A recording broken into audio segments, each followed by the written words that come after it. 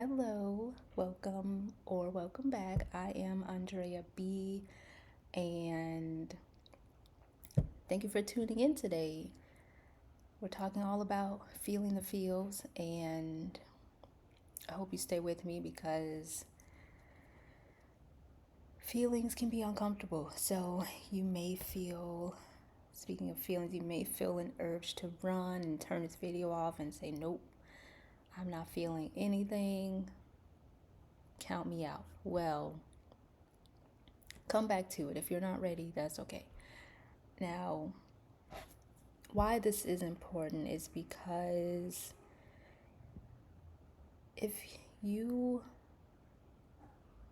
don't allow yourself to feel, you may be missing something very important. It's like going to the doctor. If you are in pain, how will you know what to tell the doctor? How will the doctor know what hurts if you don't know? So, and not just feeling the feels, but being honest about it, because you may be really good at feeling things, but you may suck at being honest about it. You may lie to yourself, you may lie to other people and say everything's fine, I am fine. No. Will you be fine? You can tell yourself that. Yes, you will get through it, it will work out. The rest will come. But lying to yourself is not the answer. Lying to other people, I get it. It's easier to lie to people because we don't want them in our business, which then you could say, I am not okay, I am not feeling well, and I appreciate you asking, or I don't want to get into the details, but I'm not feeling my best. Sometimes there's a shame which causes us to lie to people about what we're feeling and ourselves because we're embarrassed. Maybe we think we should have it all together. And so if people see that, maybe you're worried that they will see you differently, maybe less than, they will take pity on you. And there was an example I saw recently where it just reminded me of when a person is hurt and the people around them are constantly saying, "Oh, you better sit down. You don't need to be doing all that walking. That's what got you here in the first place. That's why you have that cast on. You need to sit down." And sometimes the person that is hurting is viewed as incapable of doing anything, and they may not like that. They don't want to be seen in that light. So that can also be annoying to have people around that are constantly doubting you. And so yes, it's important to also acknowledge that pain and yes, allow others to step in and do things for you, which is why honesty it is important and can benefit you, is because you can accept that you don't have to do it alone. You can be honest and say, yes, I really need help. I am having a hard time with this. I don't know what to do about this. Let other people help you. And you can then, by being honest with yourself, get the help that you need. Because you could tell someone, I'm not feeling well, and they may not know what to do. But at least you know what you're feeling and what you need to advocate for yourself. You don't have to wait for other people to advocate for you. So,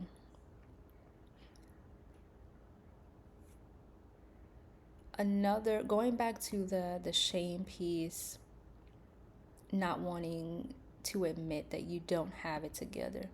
And I know I started this video talking about feelings, and sure, that's part of it. But just in general, because we're not perfect beings, the world is not perfect, things are not perfect. So sometimes we have to be honest. It's like going to get your car fixed. You can pretend and act like your car is perfectly fine, but there will be signs that your car is not okay. So, are you going to take your car to a mechanic and say, everything is fine, I have it under control? Or are you going to allow that mechanic to do their job and fix what needs to be fixed? So, going back to the shame piece, maybe it's time to figure out where that shame is coming from.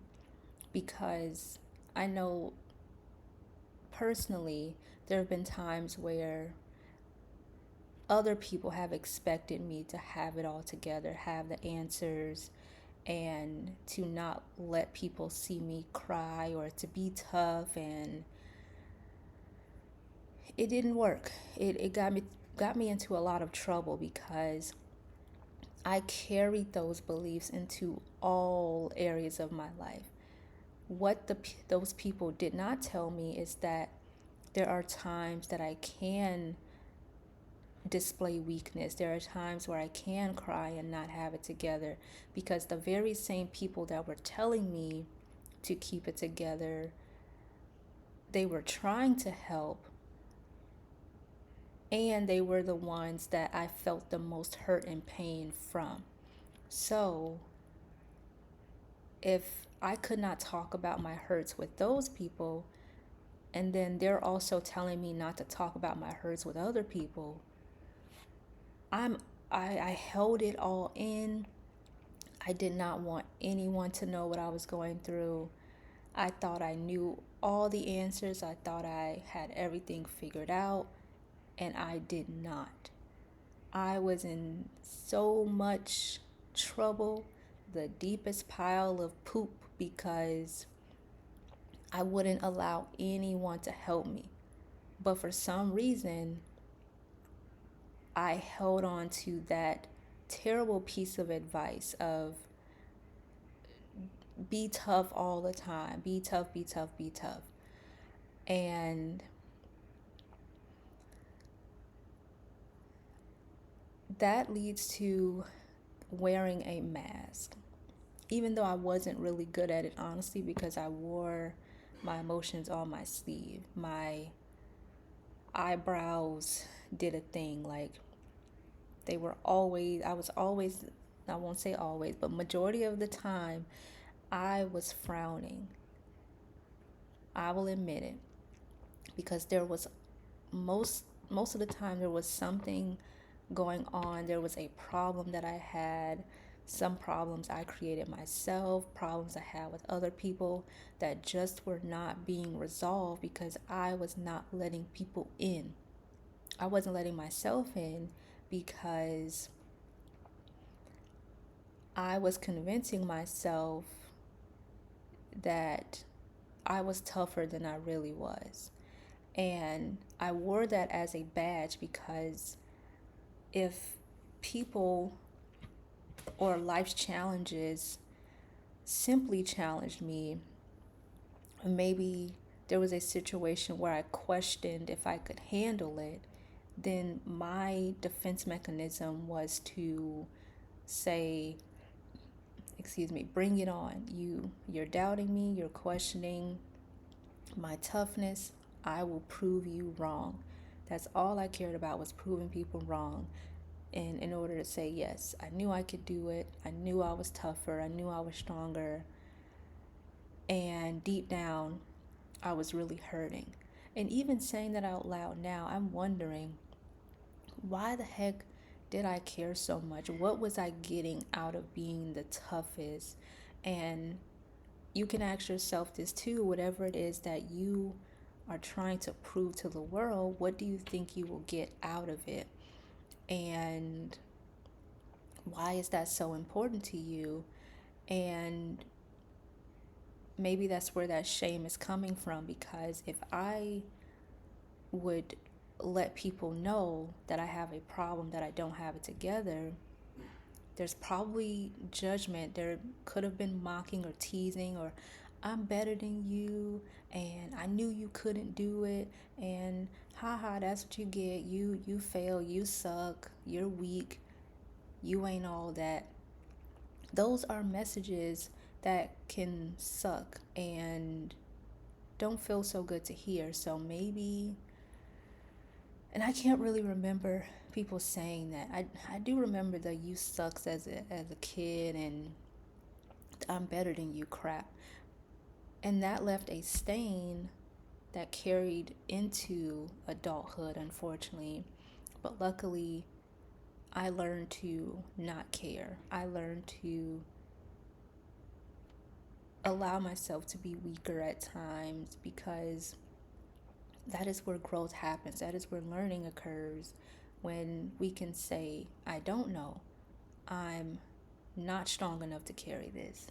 And if it's something we have to do, if I have to carry this, what can I do to become strong enough?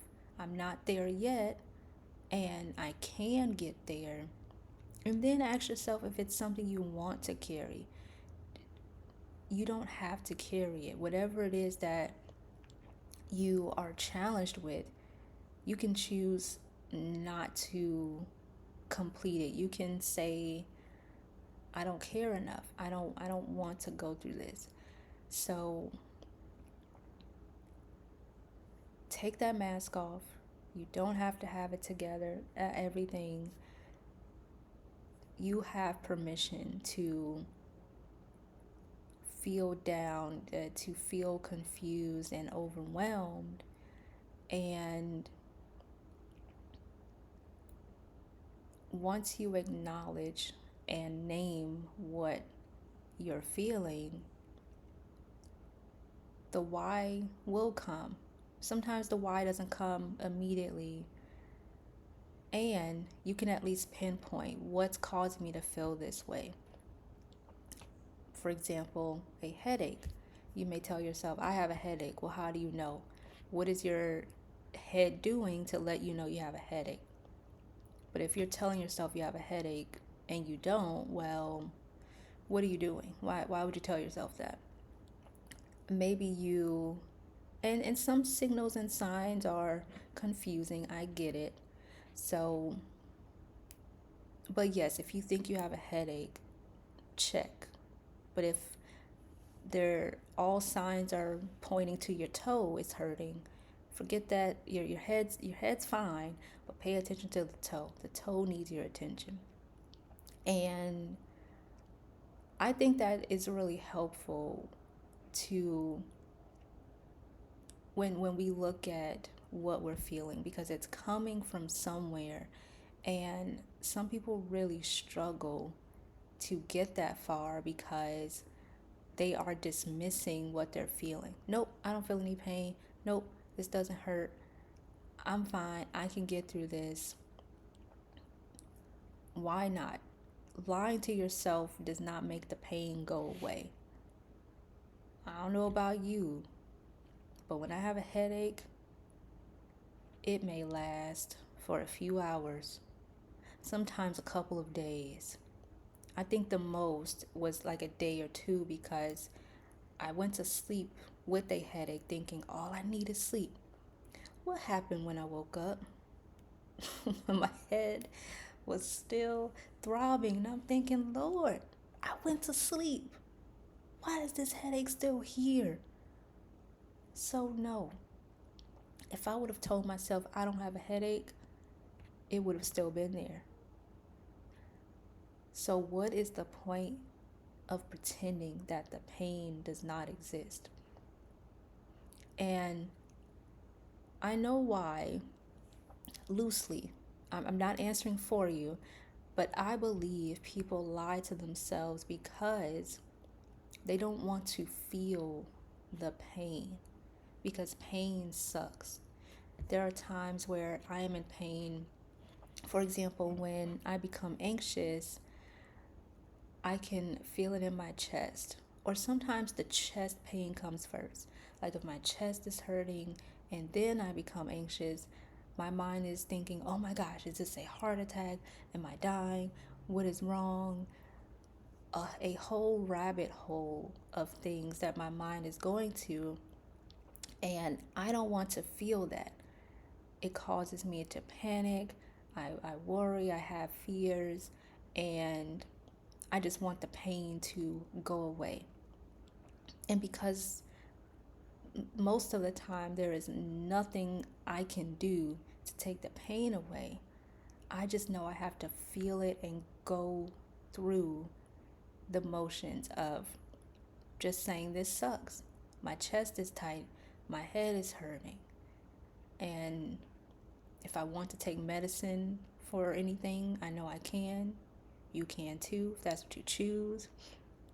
And if not, for my chest at least, that's something where I don't seek medicine for. I just know I have to feel it because that's what works. It's feeling it because it eventually dissolves, and eventually I become distracted enough that I don't think about it, and then it goes away.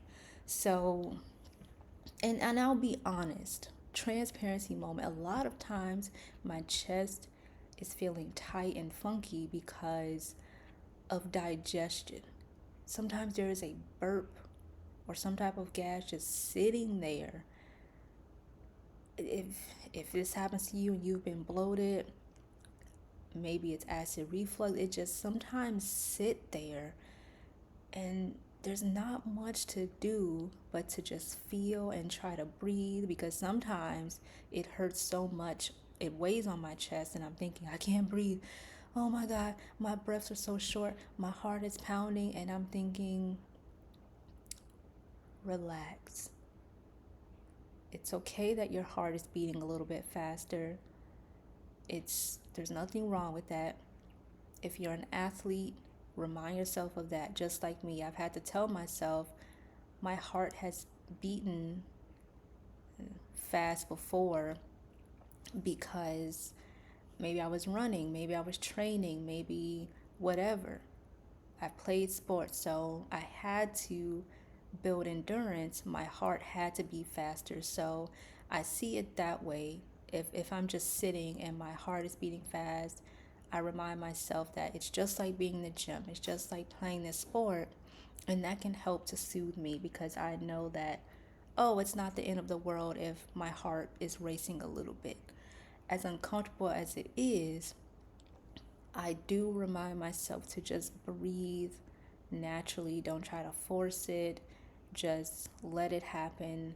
Putting my hand on my chest helps to just feel, acknowledge that I'm feeling something.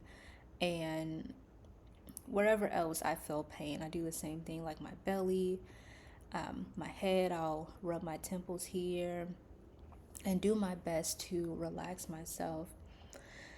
And going back to how uncomfortable it can be when there's not much to do, I know that panicking is not the way. So, in those moments,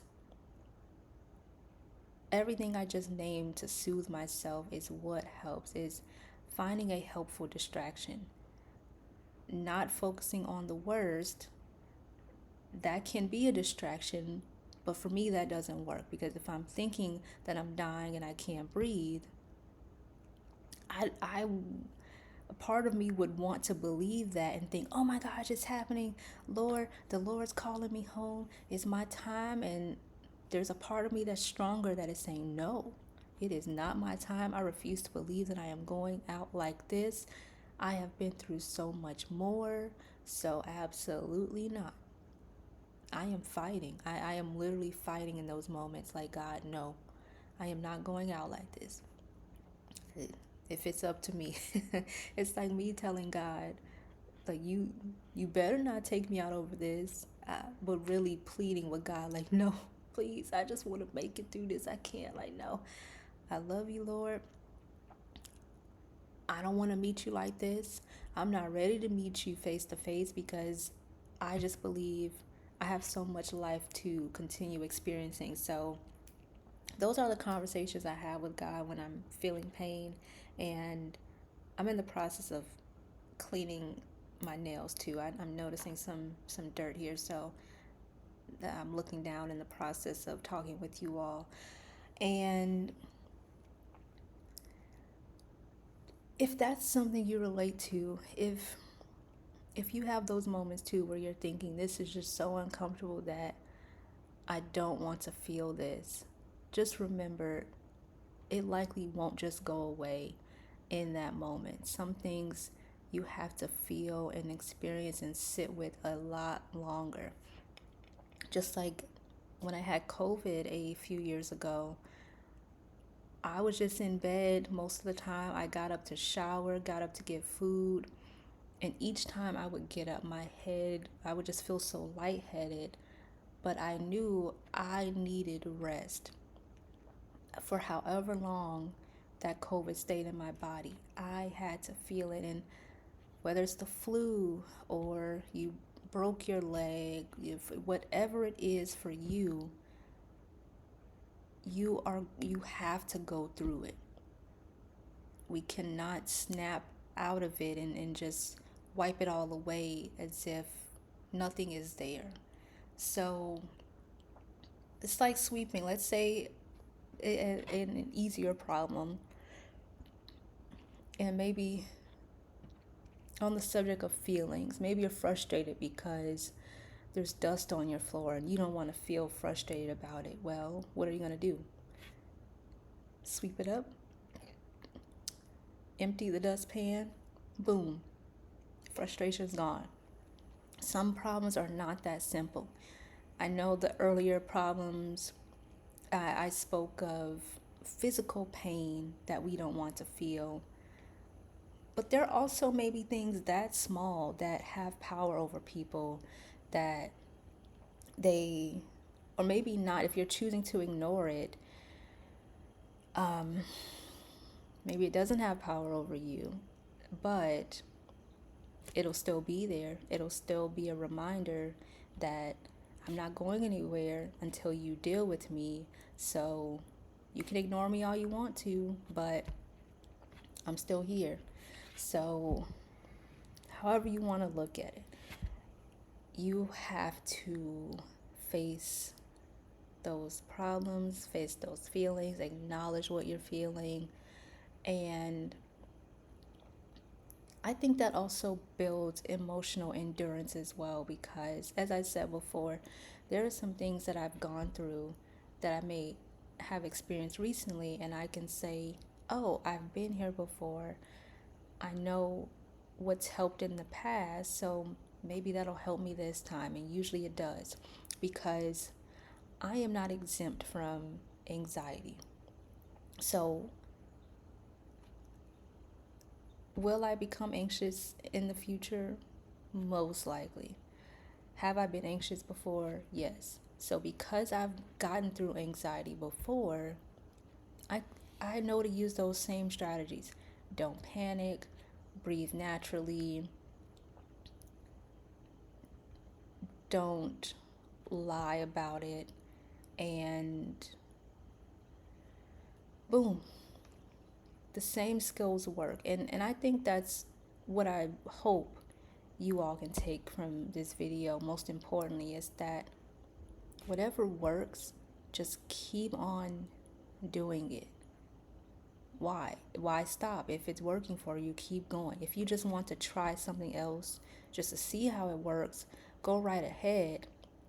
But you don't have to. If what you are doing now is working perfectly fine, you don't have to change a thing. So, if you found something that works for you, kudos to you. That's that's where the work continues. Once you find something that works, you just keep practicing it. Every single day, this work continues. And I say this work meaning the emotional mental work. There may be some other things you've worked at and you don't have to think about it ever again, maybe for a few months or a few years. But for me personally, anxiety, little stressors, annoyances, can come every day, every other day, and some may be bigger, some may be smaller, but I just know to practice the same skills. And this is something that I share with my clients as well when I'm helping them with conflict resolution in relationships. The same things you would practice with your spouse, practice with a friend, coworker, a stranger. Conflict resolution can stretch across relationships and experiences. It doesn't just have to be in this one area. So keep doing what works. And a little bit goes a long way, because another helpful strategy I use with clients is helping them build a tolerance for the discomfort. Maybe you can only handle emotions for a minute, 5 seconds, 30 seconds. Slowly build up that tolerance. And let's say you are someone that has never acknowledged your emotions. If you start today and just say, I'm feeling pretty sad, you are already ahead of the game, because you're doing something different, and that can help you build up your tolerance. If you, let's say the next day, you say, I'm feeling sad, and it's because I have a flat tire. I'm trying not to use extreme examples, but my first example was maybe someone passed away, or maybe you lost your job, whatever. It can be anything. You are further ahead of the game, because not only do you acknowledge why you're sad, but you're acknowledging what's causing the sadness. And if that's something you're not used to doing, that's what building your tolerance looks like. And so if that's too much for you, especially the heavier examples of someone passed away, or even a tire, I won't tell you what's heavy or not, because maybe someone gave you that tire, it's sentimental, maybe it has something special on it, some glimmer or glam, you get the picture. Maybe it's something that just means so much to you. So I won't tell you when to feel sadness, why you should. Just if you feel sad for whatever reason, if you acknowledge it, and if you can pinpoint why, you are ahead of the game. And maybe you want to stop there. Maybe that's enough work for you. And just remember, the work continues. You don't have to do it all right now. You can just feel it. And as I'm saying that, I think another issue people have is that they want to solve it too soon. I have, I am guilty of that, where sometimes I can be very solution focused, and I have to remind myself that it's best to fully understand the problem and why a solution is needed in the first place. Because if my toe is hurting, but I'm trying to fix my headache, wrong solution, wrong problem that's being addressed. So let's tend to each thing. And like if my toe is cut, but I put a band-aid on my forehead, what am I doing? I'm missing the mark here. So one thing at a time, because I get it. We often feel like there's one thing after another. These issues just won't let up. So my approach is to address what is a priority. You don't have to do it all at once. You can tend to things when you have the time and the space and the energy. But where can you start? If your toe is bleeding out, I'd advise starting there. Stop that bleeding, or sealing it up so it's not spilling out all over the place, and then tend to something else. And I think that's important because some people think it has to happen now. And a lot of times people want the, when I say it has to happen now, thinking that the problems have to be solved now. Some people want their problems to be solved now too because they want to be okay. They don't want to feel down, any negative emotion, so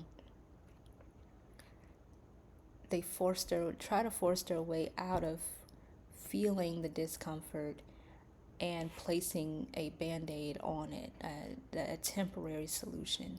And that doesn't last long because eventually you'll have to peel that band-aid and the wound is still there, reminding you that it needs to be paid attention to. Because imagine leaving a band-aid on for so long, it will get tears, it'll get a little soggy, maybe moisture gets under it. That band-aid is going to get tired. That adhesive is done adhesiving because it's saying, I've done all I could do to hold this together. My work here is done. I cannot, you have to do something about it. That band-aid is tired of trying to hold it all together. It needs your help. So cut the band-aid some slack. It can't solve everything. So that is why it is important to, instead of focusing on temporary solutions, do the necessary work to find the solutions that can be permanent. Again, you may get a scrape and a bruise somewhere, and can a band-aid be helpful? Yes, and that's not the only thing that you can do. And so, same with the tools I use for being anxious. Let's say deep breathing helps me. Do I have to always deep breathe? No, but that's something that works in the moment. And when I am anxious, overwhelmed, my mind is spiraling, my priority is not to keep working, keep grinding. And let's say I'm at the gym or just cleaning my house and my chest is pounding and I think I'm going to pass out. Well, no, forget the gym, forget the housework. My priority in that moment would be to just sit down and collect myself so that I don't pass out, or prevent, or just slow down that feeling, whatever it is that's going on. And when I say some tools and skills can be permanent, I mean not that they solve everything and wipe all your problems away, but I mean that it's something that you can continue, that can be lifelong. It's a strategy that you can rely on, like deep breathing, for example. It's not going anywhere. It's there when I need it, and I don't always need it. So I encourage you all to build that toolbox of skills and strategies, tools, whatever that could be helpful. Use your resources. It can be physical objects. I have what are called meditation balls, I believe. Got them from my fiance. They have little bells in them too that kind of chime. Yes, they are called meditation balls. So they look like this. Exactly this, but black. Boom. And that's what I mean too by physical object. Use whatever. Maybe there's a plushy, soft, furry pillow you like, whatever.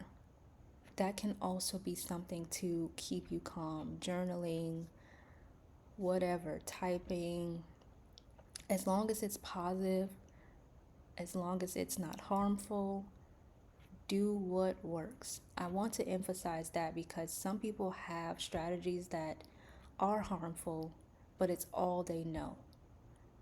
It may be working temporarily, that could be a band aid. Let's say instead of thinking about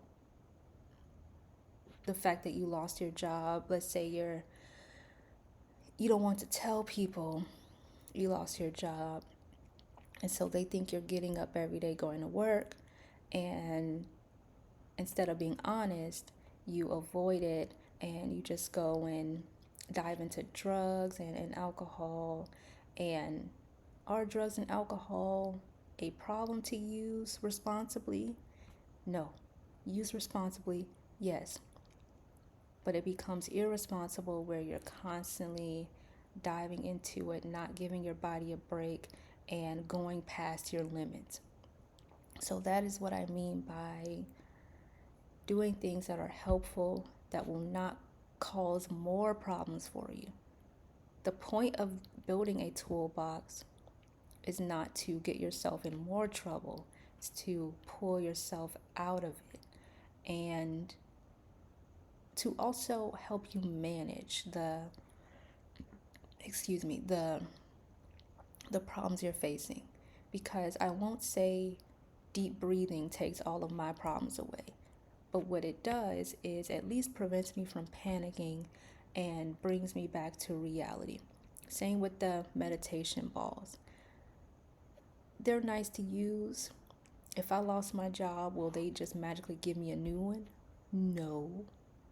If so, cool beans, but unlikely.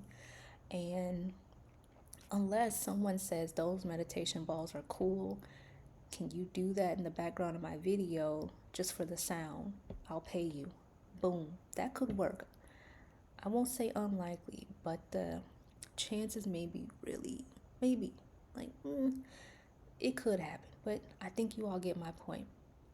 Is that these tools do not guarantee your problems will go away. These tools are just helpful to get you through. That is all. Just like laughter. Maybe it's comedy you enjoy when you're feeling down. Maybe ice cream.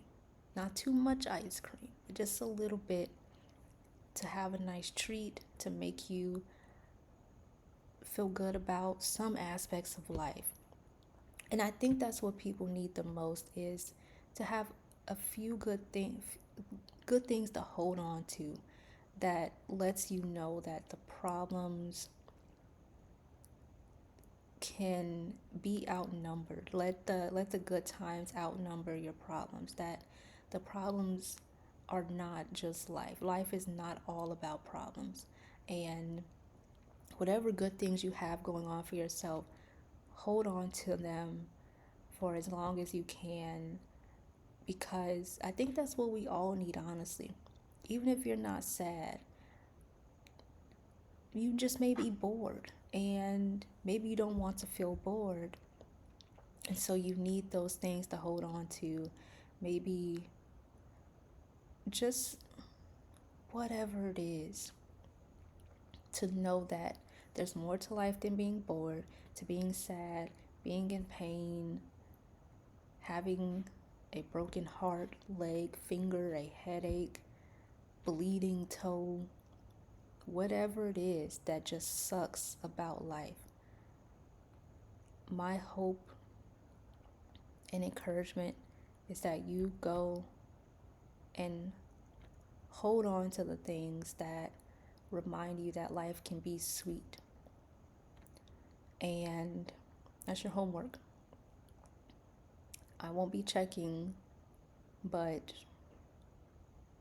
hopefully your conscience reminds you that this homework is important for you, not for me. That's why I'm not checking, because I'm not grading you. This work that you're supposed to do is not for me. It's for you. And it may benefit me in some way, because if I encounter you and let's say you cook me a meal and your fingers bleeding into the meal you're cooking me, that doesn't benefit me. So does it benefit me if you wash your hands, clean up that blood, put on a band-aid, and maybe don't use that hand or wear a glove? Yes, I will trust you to cook my food when you take precautions. But if you are messy, not cleaning up after yourself, and getting blood all in my food, you can count on me not eating after whatever you prepare. And that doesn't benefit me. I hope you understand. But yes, back to you. This mostly just benefits you. That's one thing I can promise.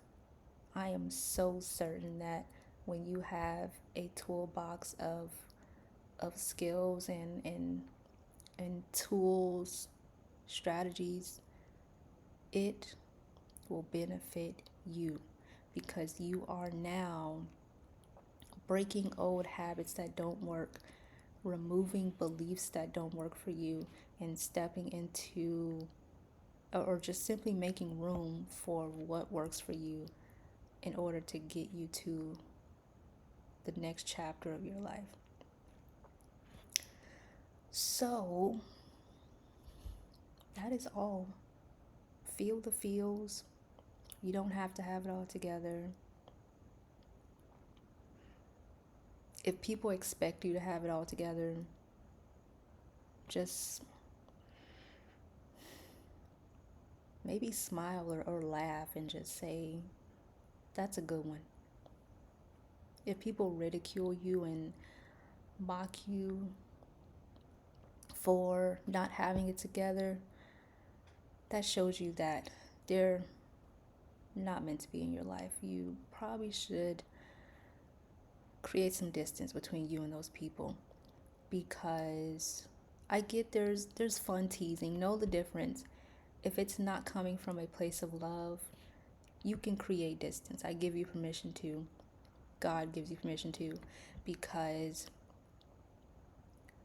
there are people that will understand. There are people that want to help you. And it is unfair to be treated poorly for not having it together when you don't know. Now, if you know what you need to be doing and you're not doing it and people mock you and ridicule you, I wouldn't blame them, because you're putting yourself in the same position when you know better. I'm talking about when you don't know better. When you just don't know, when you have that childlike innocence and you don't know. It's okay that you don't know. We've all been there where we've had to learn. Remember your first day of school. Remember your first day riding a bike, using a pencil, learning how to walk. If you, let's say, whatever you learned, I was going to use walking as an example. I learned to walk on my first birthday.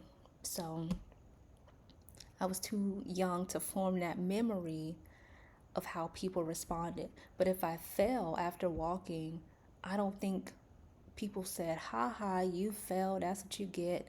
They probably just said, oh my God, you just walked, that is amazing. I hear the stories about it, so I like to believe my family was just really proud of me for walking at my first birthday party. And so, just that example, use it wherever you need to. If people are making fun of you for falling, they've fallen before, and those are the people pretending that they haven't fallen. If they're making fun of you, they need a reminder of what it's like, because we've all fallen before in some way, and we've all gotten back up in some way. And that is what is important about community and being there for each other, is reminding each other that You can do it. Get back up.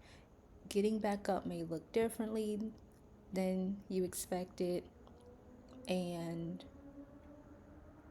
get up. The progress will come. Just keep getting up. Keep fighting, keep pushing, and keep doing what works. It will get better. That is why we need each other. That is how we are supposed to help each other. That's how we are expected to. And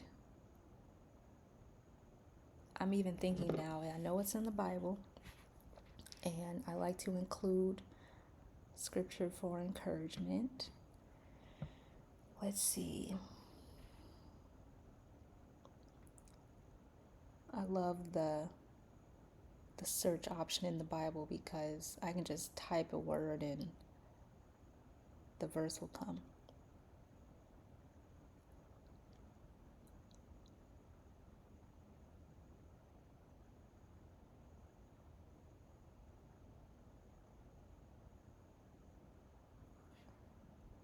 I like that one, but that's not the one I remember.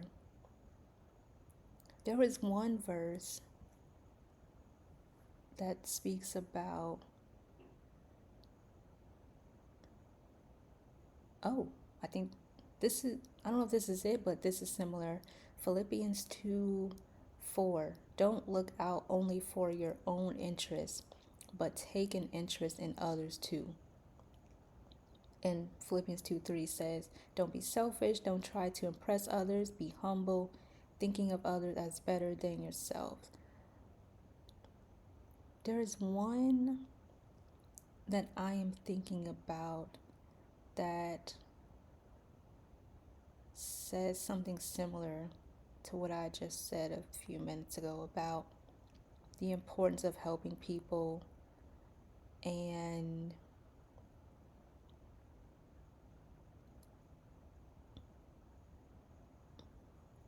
not beating people,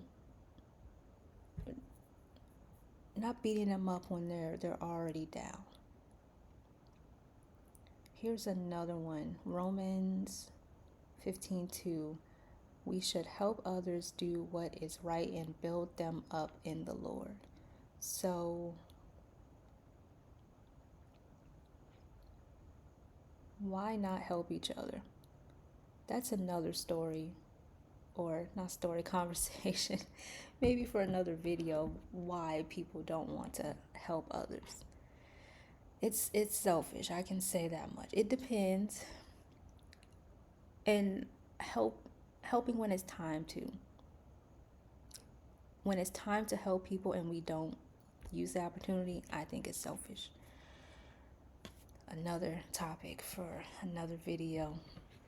And so I encourage you to, if you have this Bible app, whatever Bible app, or just even Google itself, you can type in words. I typed in helping others, and verses came up. So use the resources as well. Same with what I was saying before, building that toolbox.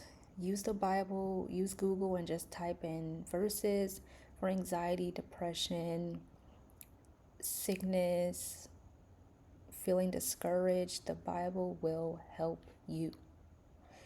It is a tool, it is a resource for us to use. It is free in most places, even if you aren't able to purchase one. It is available. So that is all from me to you for today. I hope you all feel encouraged and do your homework for yourselves. Remember, it's for yourselves, not for me.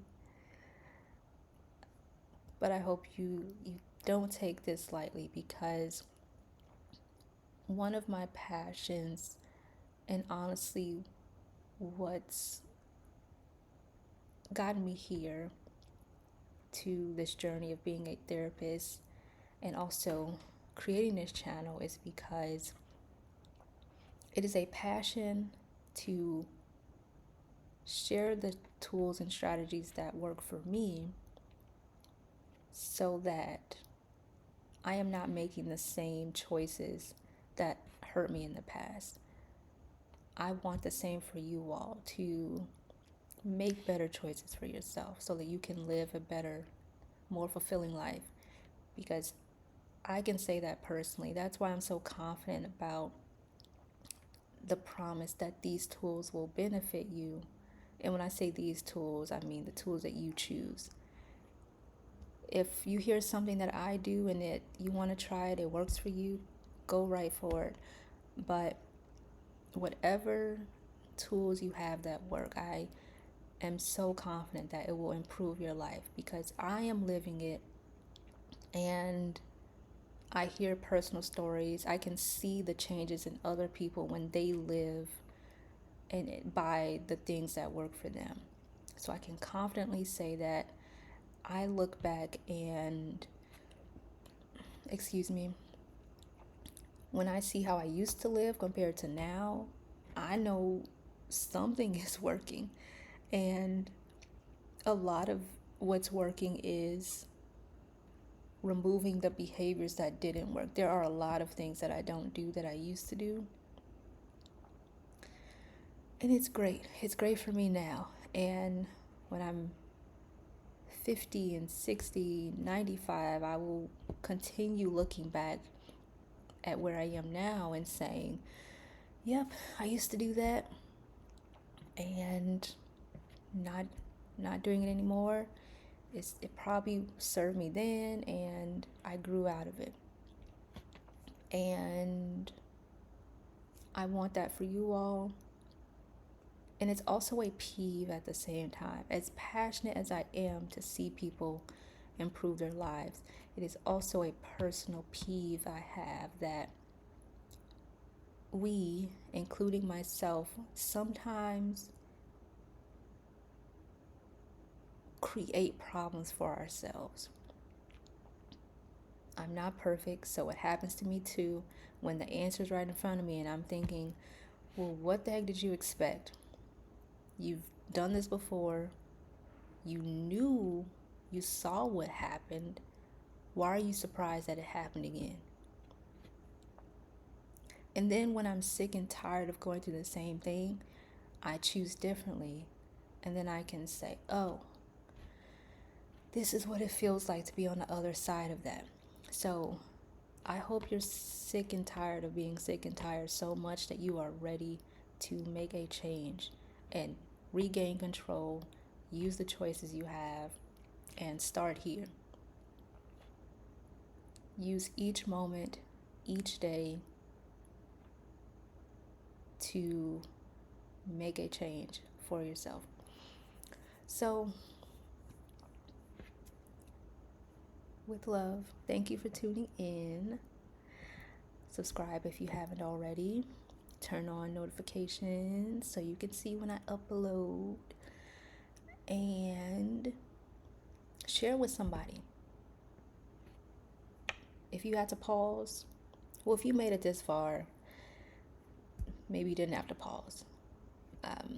So never mind. That part was going to be for the people that paused. But even if you did have to pause and you just made it to this point, that's okay too. It's okay to come back, replay this again if you need to. Maybe you need to hear it more than once. So all I hope and pray is that you are encouraged to live a better, more fulfilling life. And until next time, bye-bye.